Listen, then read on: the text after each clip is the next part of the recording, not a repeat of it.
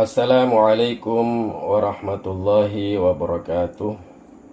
Alhamdulillahirabbil alamin. Allahumma shalli wa sallim ala sayyidina Muhammadin wa ala alihi wa sahbihi ajma'in. Baru-baru ini saya mendapat video yang judulnya "Benarkah asal muasal kata tasawuf dan sufi itu dari filsafat?" Narsumnya adalah Ustadz Muhajir Syarifuddin LCMA. Dan kali ini saya ingin mereaksi video dari Ustadz itu agar orang-orang tidak menjadi patologis atau mendiagnosis orang lain berdasarkan pandangannya sendiri. Dan di sini juga saya akan berikan logical falasinya, gagal nalarnya di mana. Pertama-tama Ustadz itu menyebutkan bahwa kita bila disebut tasawuf maka yang kita pahami adalah zuhud dan seterusnya. Kemudian dia menyebutkan bahwa kita akan mencoba memberikan pemahaman yang lain terhadap pemaknaan sufiyah dan tasawuf. Ini yang saya katakan, ini yang saya maksud bahwa patologis, sudah mulai menjadi patologis ini, mendiagnosis orang lain berdasarkan pandangannya sendiri. Kemudian dia menyebutkan bahwa kalimat tasawuf dan sufiyah itu tidak ada dalam Al-Quran dan Sunnah. Semua kalimat tasyri' itu harus berdasarkan Al-Quran dan Sunnah. Kemudian dia pun menyebutkan hadis bu'istu bil hanafiyati samhah. Aku diutus membawa agama yang lurus lagi toleran. Kesimpulannya, dia memahami bahwa tasawuf itu berlebih-lebihan, termasuk di dalamnya adalah kegiatan suluk. Kemudian juga dia menyebutkan bahwa menyebutkan hadis tentang kedatangan suatu rombongan kepada Siti Aisyah yang ingin menanyakan ibadahnya Rasul. Lalu salah seorang salah seorang berkata, saya akan sholat malam selamanya. Yang lain berkata, saya akan puasa selamanya dan tidak akan berbuka.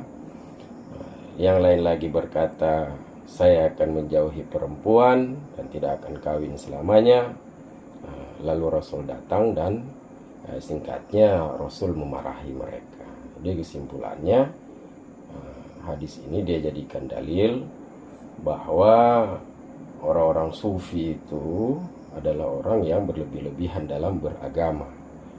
Di mana berlebih-lebihan dalam beragama itu dilarang oleh Rasul. Jadi artinya ini kan sudah tuduhan kepada orang-orang sufi bahwa orang-orang sufi itu adalah orang-orang yang anti pernikahan. Orang-orang sufi itu adalah orang-orang yang melanggar syariat, yaitu berpuasa dan tidak berbuka. Nanti akan saya jelaskan logical falasinya di mana nanti. Kemudian juga dia bicara asal muasal kata sufi beserta framing negatifnya bahwa sufi itu bukan bahasa Arab lah dan lain-lain. Padahal etimologi itu tidak menjadi dasar dalam menjatuhkan hukum, tapi harusnya makna terminologi yang menjadi dasar dalam menjatuhkan hukum. Kemudian dia pun mengait-ngaitkan dengan filosofi Yunani, bahwa kata sufi itu berasal dari sofi, filosofi. Jadi ada hubungannya antara golongan sufi dengan para filsuf. Jadi ini kan sudah framing negatif ini. Karena para filsuf itu, mereka itu agnostik. Artinya mereka percaya Tuhan tapi mereka tidak beragama. Padahal orang-orang sufi itu adalah orang-orang yang sangat taat dalam beragama. Jadi langsung saja kita mereaksi tentang video dari Ustadz Muhajir Syarifuddin LCMA, di mana dalam mereaksi ini, kitab yang menjadi rujukan kami adalah kitab Al-Maqalatus Sunniyah karya Syekh Abdillah bin Muhammad. Kemudian ada juga kitab Iqazul Himam yang nanti akan kami bacakan, dan juga ada kitab Tanwirul Qulub. Jadi yang pertama yang kita bacakan adalah kitab Al-Maqalatus Sunniyah karya Syekh Abdillah bin Muhammad. Bismillahirrahmanirrahim. Wa min bid'ah hadhil firqatil wahabiyah damu tasawufi wa ahlihi min ghairi tafsir.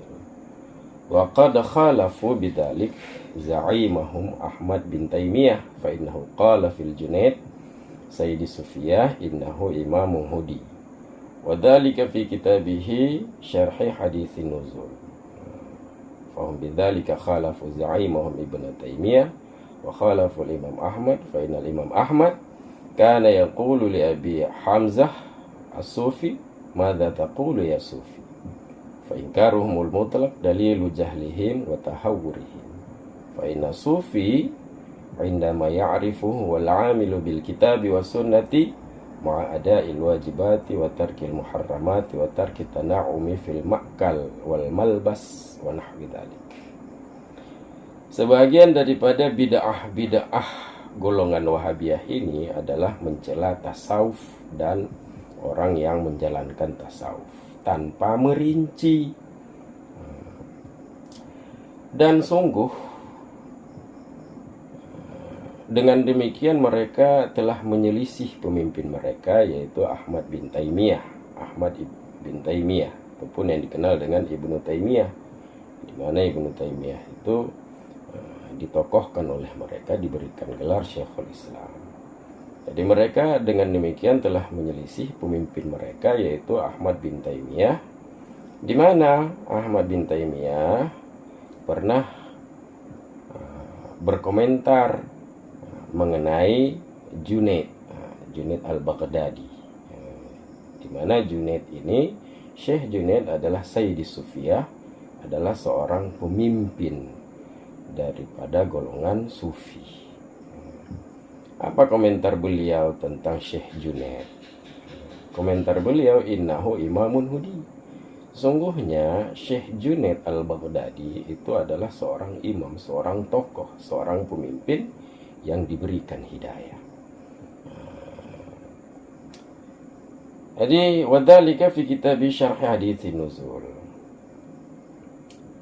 Perkataan Imam Ahmad bin Taimiyah itu tercantum dalam kitab beliau, yaitu Syarah Hadits Nuzul, di mana di catatan kakinya tertulis pada halaman 123.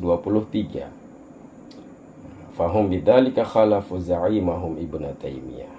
Maka golongan Wahabiyah dengan sikap mereka mencela tasawuf dan orang yang menjalankan tasawuf, itu mereka telah menyelisih pemimpin mereka, yaitu Ibnu Taimiyah. Dan mereka juga menyelisih Imam Ahmad. Kenapa? Karena sungguhnya Imam Ahmad itu pernah berkata bukan pernah, bahkan ini sering, karena kaedahnya kana yaqul fil mudhari itu kalau dia didahului kana itu menunjukkan kepada tikrar, berulang. Jadi kan bisa kita katakan sering.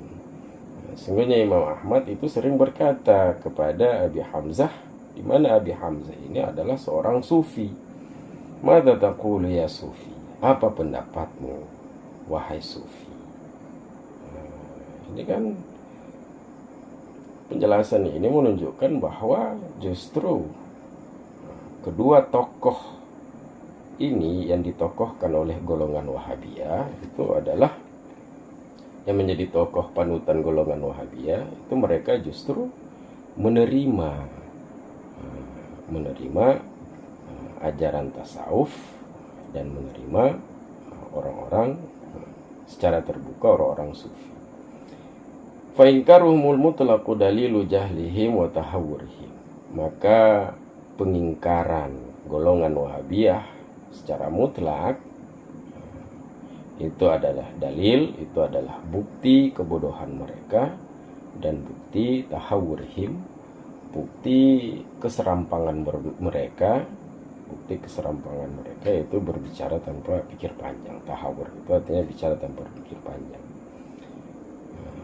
Kenapa? Karena sungguhnya seorang sufi bagi orang yang mengenalnya, bukan orang yang patologis, orang yang mendiagnosis orang lain berdasarkan pandangannya sendiri.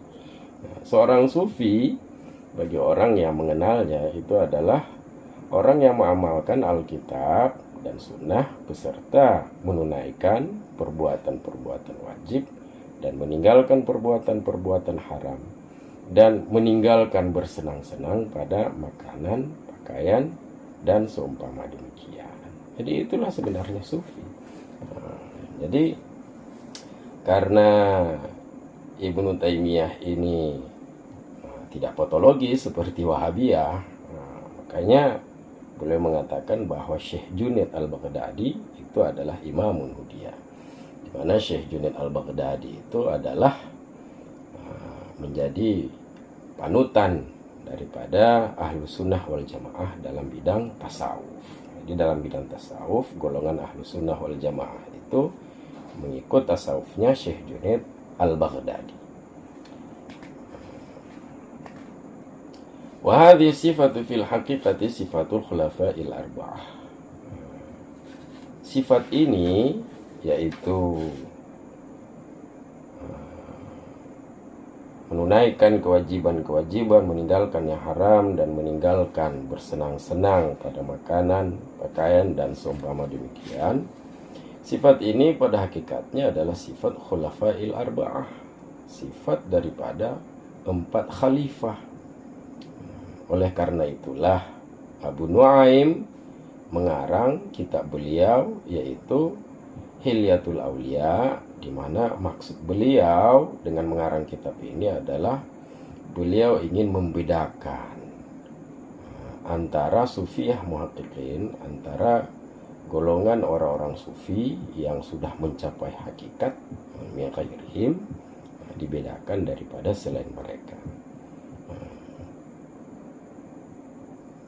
Lamma kathura fi zamanihi ta'anu, beliau ingin membedakan dengan karangan ini mengingat telah banyak di masa beliau serangan dari sebahagian orang-orang terhadap golongan sufi, dan mengingat telah banyak klaim tasawuf dari orang-orang di mana mereka sebenarnya khilafus sufiyah, khilafus sufiyah, di mana mereka itu menyalahi golongan sufi pada substansinya. Maka dalam kitab itu Bada bi dzikril khulafail arba'ah oleh Abu Nuaim, beliau memulai dengan penyebutan 4 khalifah. Jadi kan jelas bahwa sufi itu adalah golongan orang-orang yang justru mengamalkan Alkitab, mengamalkan sunnah, mereka mengerjakan perbuatan-perbuatan wajib, meninggalkan perbuatan-perbuatan haram, dan mereka meninggalkan bersenang-senang dengan apa-apa yang halal. Bukan mengharamkan apa yang halal, tetapi mereka meninggalkan bersenang-senang. Artinya mereka tidak ingin hidup hedonis, hidup hanya untuk bersenang-senang walaupun dengan sesuatu yang halal. Falta'lam hadhil firqatul wahabiyah annahum mutahawwiruna fi hukmihim hadha ala tasawuf. Maka hendaknya golongan Wahabi ini mengetahui bahwa sungguhnya mereka itu serampangan, mereka itu berbicara tanpa pikir panjang dalam vonis mereka ini terhadap tasawuf. Padahal ayu dararin fi hadzal ismi. Mana mudaratnya pada nama sufi ini? Apa masalahnya? Apa yang ada kerugian apa pada nama sufi ini? Sedangkan katsiran ma yadhkuru Ibnu Hibban ba'da ruwatil masyhurin bi tasawufi wa ghairihi. Sedangkan banyak kejadian di mana Ibnu Hibban menyebutkan sebahagian perawi-perawi di mana mereka itu masyhur, mereka terkenal dengan tasawuf. Di samping beliau juga menyebutkan ghairihim, perawi-perawi, periwayat hadis yang lain. Jadi Ibnu Hibban, di mana beliau itu adalah salah seorang tokoh daripada ilmuwan hadis. Ini kan Wahabi mereka mengaku-ngaku mereka ahlul hadis. Nah, ini Ibnu Hibban sebagian daripada periwayat Ibnu Hibban, sebagian periwayat beliau itu mereka masyhur dengan tasawuf. Buktinya mana? Wa yadullu ala dzalika qaulul Imam Ahmad fi musnadihi. Buktinya bahwa sebagian periwayat itu justru adalah orang-orang yang terkenal menjalankan tasawuf. Buktinya adalah perkataan Imam Ahmad dalam musnad beliau, haddatsana Musa bin Khalaf wa kana yu'addu minal abdal. Menceritakan kepada kami oleh Musa bin Khalaf, di mana Musa bin Khalaf itu terhitung sebahagian daripada wali abdal. Jadi ini kata Imam Ahmad, beliau disebutkan dalam musnad beliau bahwa Musa bin Khalaf bercerita kepada kami, di mana Musa bin Khalaf itu sebahagian daripada wali abdal. Wali abdal itu siapa? Wali abdal itu ya orang sufi. Wa kadzalikal Baihaqi yukthiru riwayata an syaikhihi Abi Ali Ar-Rudabari ahadu masyahiri sufiyah. Begitu juga Baihaqi itu adalah seorang tokoh daripada ilmuwan hadis. Yukthiru riwayata an syaikhihi. Baihaqi itu banyak meriwayatkan dari guru beliau, yaitu Abi Ali Ar-Rudabari. Di mana Abu Ali Ar-Rudabari ini adalah salah seorang daripada orang-orang yang masyhur di kalangan sufi. Jadi beliau adalah salah seorang daripada sufi yang masyhur, yang terkenal.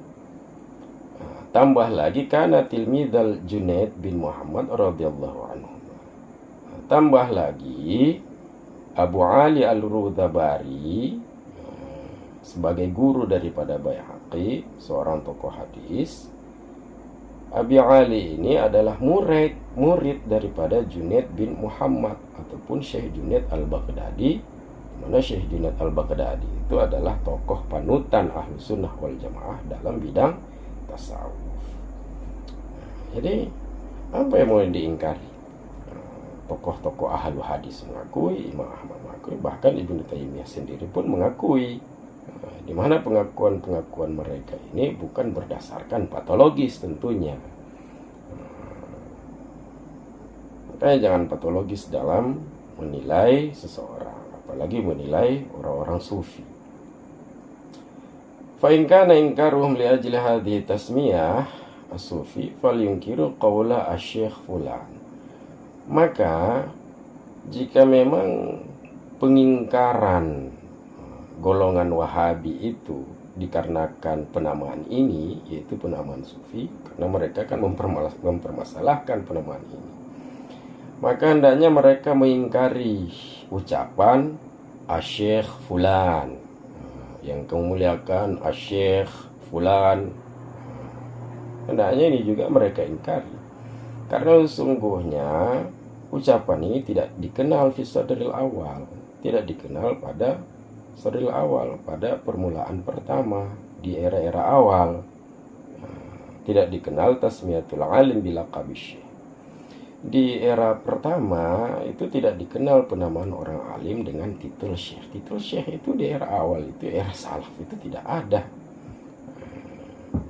Wa kadzalika hadatsa ba'da sadril awal tasmiyatu ba'dil ulama Syekhul Islam. Begitu juga terjadi setelah era-era awal penamaan sebahagian ulama dengan Syekhul Islam. Nah, itu gelar Syekhul Islam itu apakah gelar-gelar salafus saleh? Emang sudah ada kan? Tidak ada dulunya, tidak ada di masa salaf itu, tidak ada. Wa dzalika fi man jaa ba'dal qurunis salasah.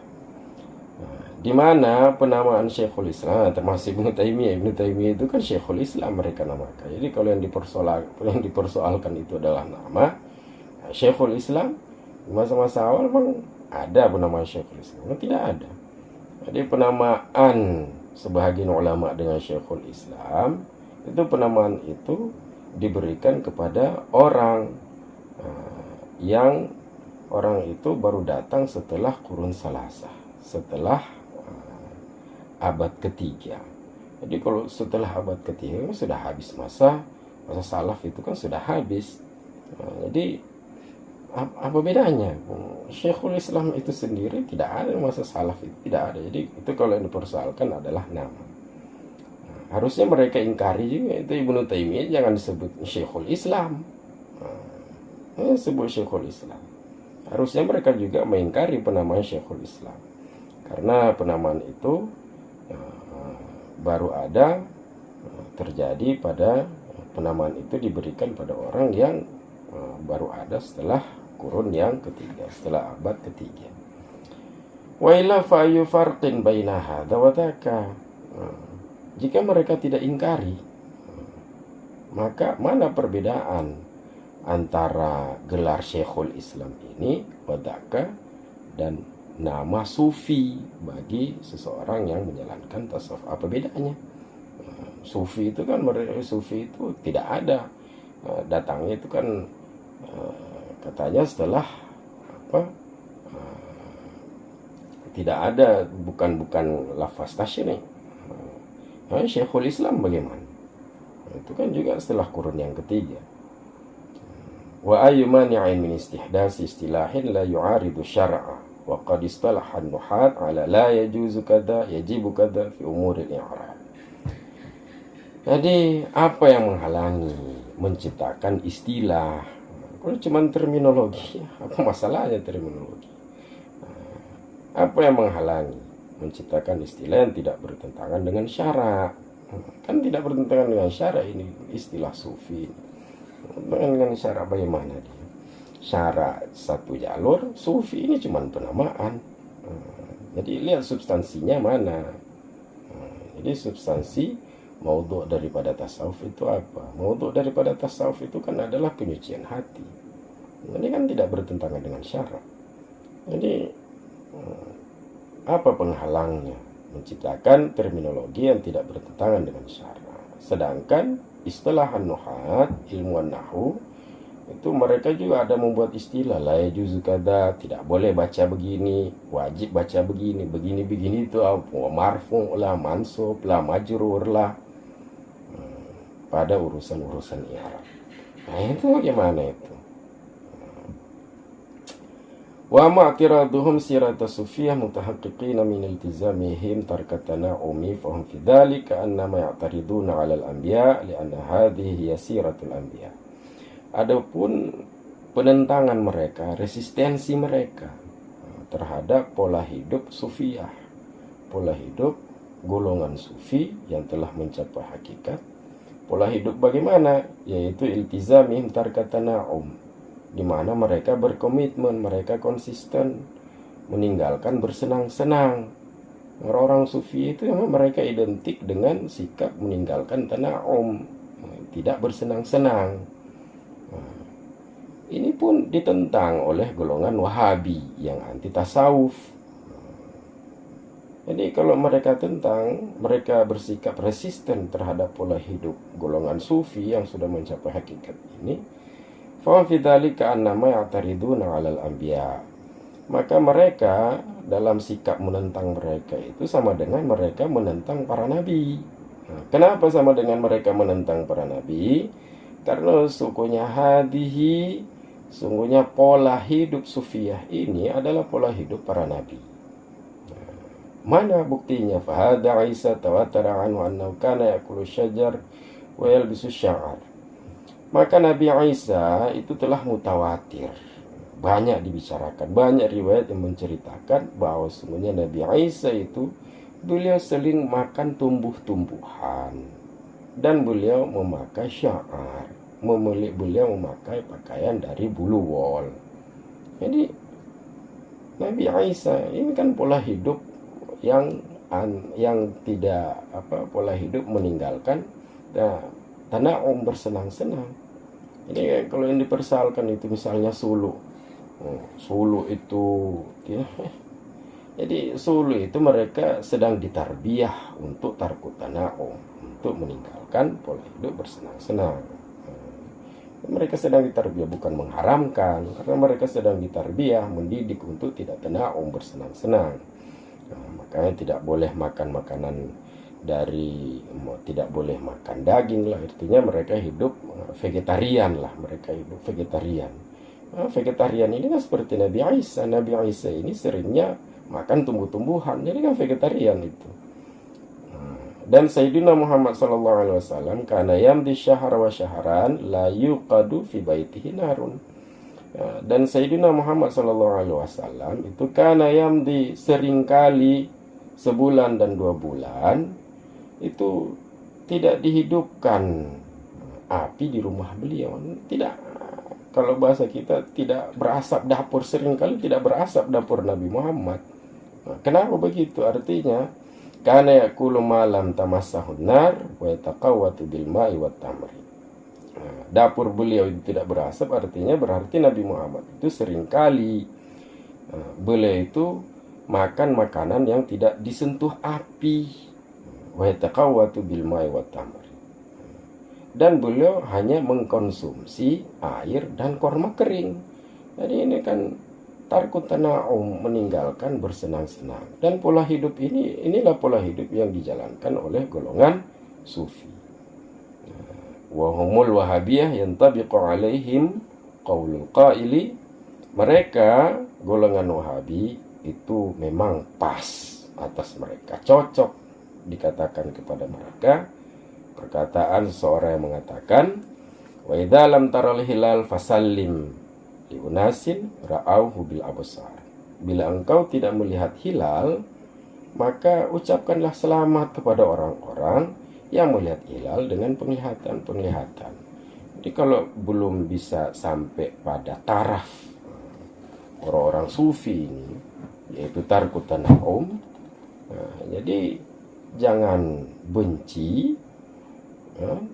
Kalau tidak sanggup, setidaknya jangan membenci. Jangan patologis lah.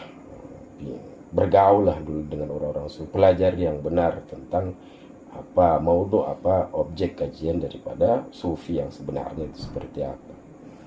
Wa rubba ghirrin jahilin yaqul hadha munafin liqauli ta'ala qul man harrama zinatallahi allati akhraja li'ibadihi wa thayyibati minar rizqi. Dan berapa banyak ghair, orang yang tidak berpengalaman. Jadi ghair itu orang yang tidak expert, orang yang tidak berpengalaman.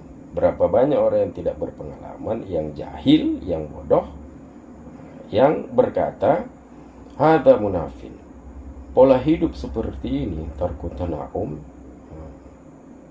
meninggalkan bersenang-senang, itu bertentangan dengan firman-Nya Allah Ta'ala, qul, katakan olehmu, siapa yang mengharamkan hiasan Allah, hiasan dari Allah, ya Allah keluarkan untuk hamba-hambanya wa thayyibati minar rizqi, dan rizki-rizki yang baik.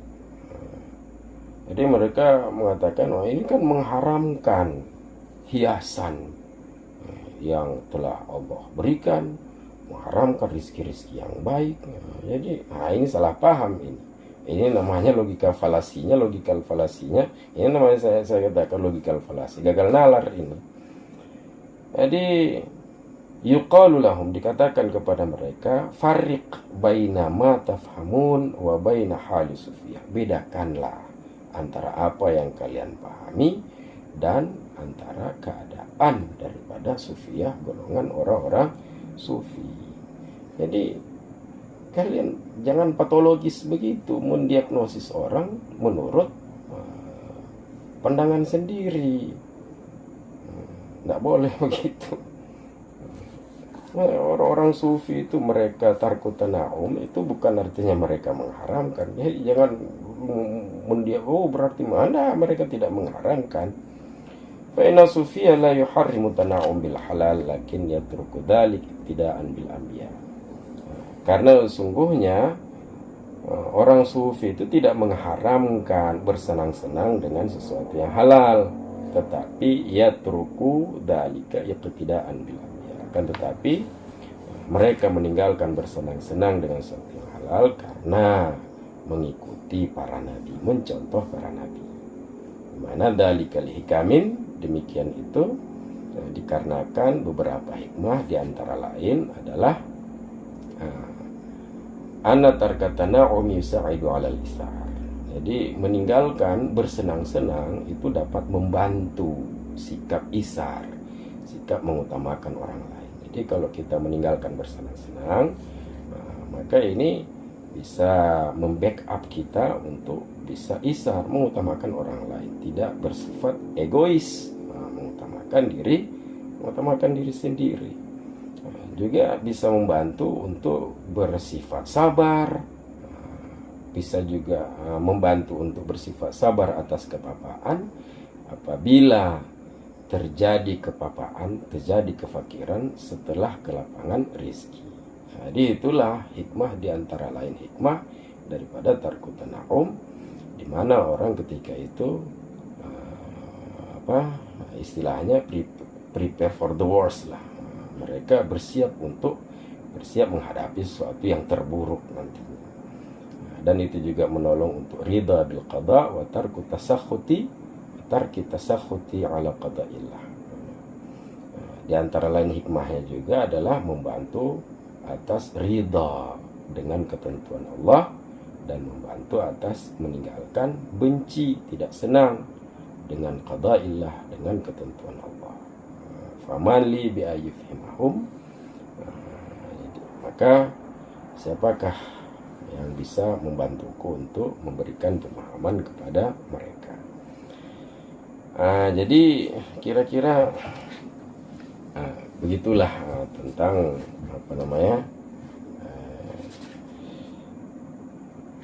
singkatnya reaksi kami terhadap video yang disampaikan oleh Ustadz Muhajir Syarifuddin LC. Jadi